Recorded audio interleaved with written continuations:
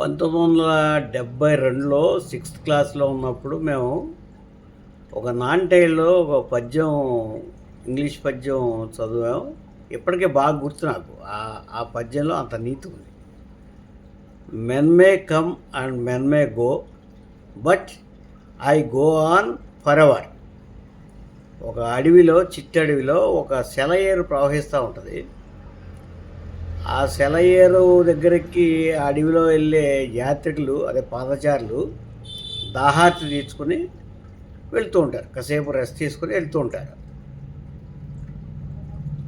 అది చూసి ఆ సెలయేరు అంటుంది, మా దగ్గరికి ఎంతోమంది పాదచారులు తమ దాహార్తి తీర్చుకొని వెళ్తూ ఉంటారు, కానీ నేను మాత్రం ఇంకా ఇంకా వేలాది మంది, లక్షాది మంది పాదచారులకి వాళ్ళ దాహార్తిని తీర్చడానికి, వాళ్ళకి సేవ చేర్చడానికి నిరంతరం నేను ప్రవహిస్తూనే ఉంటాను. Men may come and men may go, but I go on for ever. ఇది నేను మర్చిపోలేని నీతి ఉన్న పోయిట్. ఇది ప్రస్తుతం రోజుల్లో అయితే ఎవరిదైనా ఎక్కడైనా పోల్చుకోవచ్చు.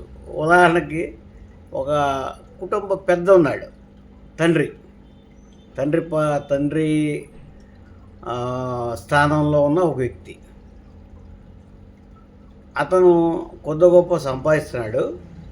అతని మీద అతని చెల్లెళ్ళు, తమ్ముళ్ళు లేదా తల్లిదండ్రులు, భార్య, మరదళ్ళు కూడా, పిల్లలు, అబ్బాయి కానీ అమ్మాయి కానీ ఎంతోమంది వాళ్ళకి పెద్ద సంపాదన ఉండవు కాబట్టి ఈయన మీద ఆధారపడుతూ ఉంటారు. అలా కాలం గడిచే కొద్దీ వాళ్ళ అవసరాలు తీరిపోతాయి.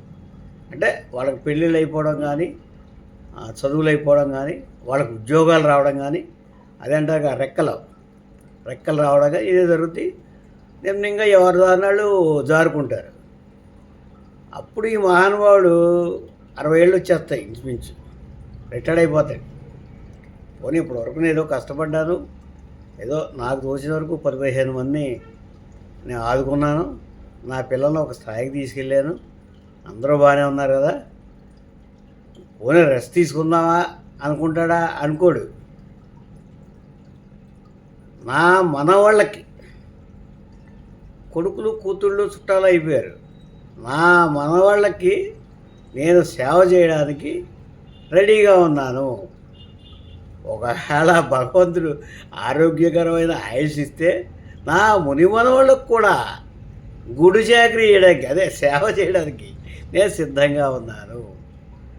ఆ పద్యం ఇక్కడ కరెక్ట్గా సూట్ అవుతాడు. Men may come and men may go, but I go on for ever. బాధ్యత ఉన్న ఒక వ్యక్తిగా నేను నా బాధ్యతలు నిర్వహించడానికి నా జీవితాంతం నేను బ్రతికి ఉన్నంత కాలం ఈ సేవా కార్యక్రమం, బాధ్యత కార్యక్రమం చేస్తూనే ఉంటాను అని ప్రతి కుటుంబంలో తండ్రి అనుకుంటాడు. కాబట్టి అప్పుడు నేను 71లో చదువుకున్నప్పుడు విన్న ఆ నాన్ డీటెయిల్ పద్యం